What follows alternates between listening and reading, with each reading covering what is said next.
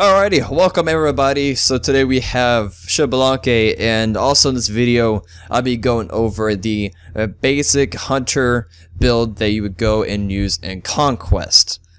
You know, the current meta, what the hunters are using in the Smite Pro League right now, and all that fun stuff. But then I also go over a more basic build that you probably use for more casual play as far as other game modes aside Conquest. So first things first, you may not be playing Xbalanque obviously in Conquest because he's one of the lower tier hunters for Conquest play because his laning is just not that great. But to start, you would be going for Dev's Tool as your starter item. It keeps you sustained, gives you decent damage, and all that wonderful stuff. Next, a stack item. Dev Gloves is the very safe way and a very beneficial way for hunters because, for one, unlike Heartseeker, you do not lose half of your stacks upon death, so that's really great, especially for those new players. Second, you gain lifesteal and power all in one item. Really great, a lot of sustain with this item. Really strong item once you have all the stacks. Next, boots. We do want to have boots on to protect our feet and also give us, penetration, all that fun stuff. Next, Executioner. By the time you reach like early, well, maybe about like mid game or so, you need to amp up your attack speed. So Executioner is great for, has everything you need all in one item: attack speed, power, and also a really great passive to help kill those tanky characters. Next, we have the Rage and Deathbringer combo, so our in-hand basic attacks will be critting really hard. And then finally, you would go back and sell your last item, your first item, Death's Toll, so then you can buy whatever you may need. Typically, you may see people picking up Titan's Bane as their last item, so that way you just get that last little spike in their power. If you were to play Xbalanque and in Conquest, I'd probably go, start with Death's Toll, and then instead of picking up Dev Gloves, probably pick up Transcendence. That way you get mana, so you can actually use your one more often to clear the minion waves, because that's your only real safe minion clear waves. It's just with your Branching Bolas Knight requires mana, so pick up Transcendence, and then probably go to Dev's Gloves and Boots, and then it kind of pushes all the items back. I guess I can say that. And then actives, the typical pickups are Sprint and Purification Beads. So you're looking at pretty much the meta as far as building a hunter in Conquest, and don't forget, sell that Death's Toll and pick up Titan's Bane or whatever you may want.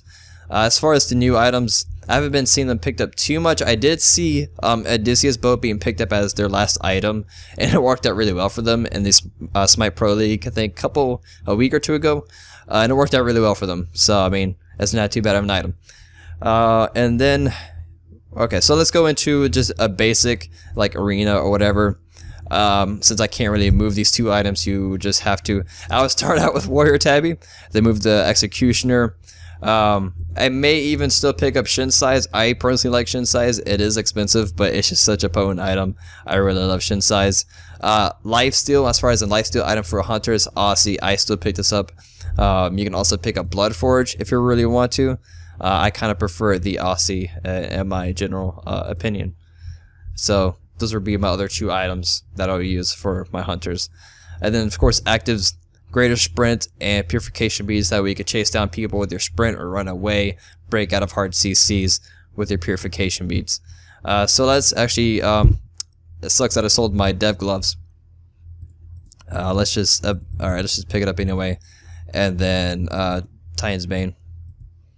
Titan's Bane. Now, of course, I no longer have the stacks of Dev Gloves. If you wanted to see the stacks in my power with the full Dev Gloves, you can go back in the video because I had everything filled up. So, without the full stacks on Dev Gloves, we have a wonderful 230 power. Of course, I do have full stacks of Xbalanque's passive, so that's like an additional 30 power, I believe.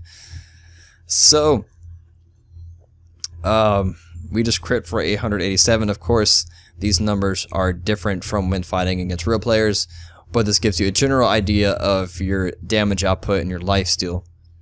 So overall, not too bad. Triple kill. Let's use our 2 and 3. Let's see, ups up 2, 3. Not too bad.